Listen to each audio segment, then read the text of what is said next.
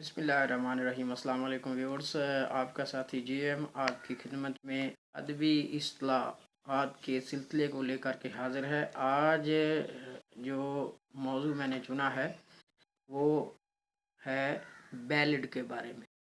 Ballad ये एक अंग्रेज़ी टर्म है। ये लफ्ज़ लातीनी और अतालवी के फ़ेल जो है ना बैलेर BALLARE से खड़ा गया है, जिसका मतलब है नाचना।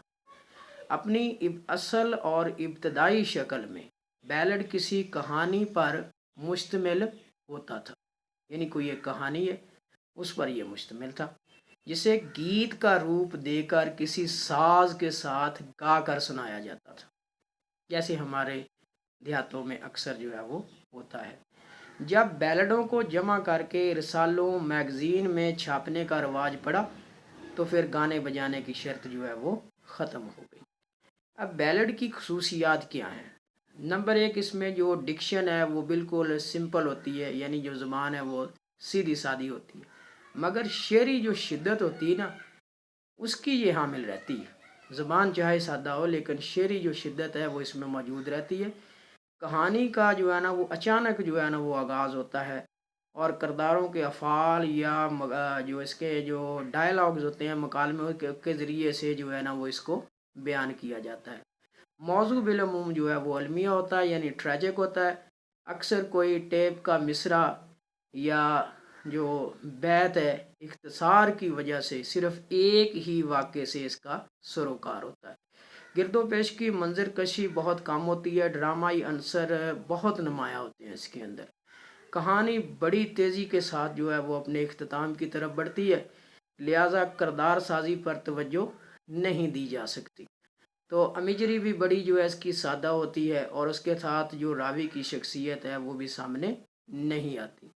तो आगे देखें कि बैलेडो जो हैं जो जिनको हम कहते हैं इसमें ऐसी पुरानी कहानियों को जो है ना वो रिपीट किया जाता है, दोहराया जाता है, जिन्हें हमा असरी कहा जा सकता है।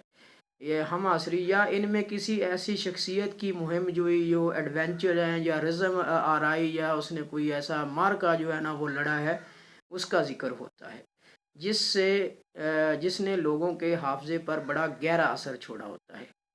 तो इश्क व मोहब्बत के किस्से भी, जैसे ये लैला मजनू है, हीर रांझा है, तो सस्सी पुन्नू है, तो ये किस्से जिनका जो अंजाम है वो बड़ा अलमनाक होता है, बैलेड का मौजू बन सकते हैं।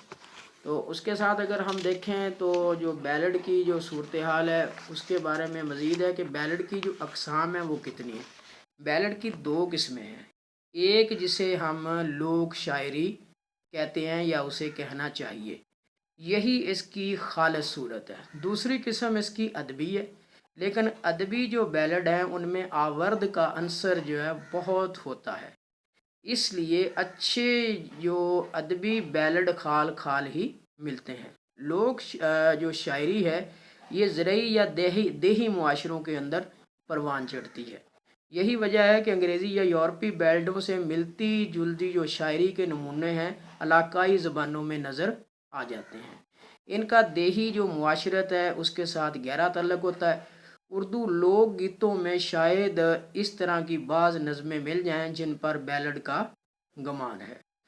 तो उम्मीद है आपको बैलेड के बारे में, इसकी खसूसियात के बारे में, इसकी जो है ना वो अक़साम के बारे में पता चल गया होगा, इसकी जो डिक्शन है उसके बारे में पता चल गया होगा, और ये कहाँ से अख़ज़ किया गया है उसके बारे में भी पता चल गया होगा। तो अल्लाह ताला आपको अपनी हिफ्ज़ व अमान के अंदर रखे। Thank you so much to listen the video.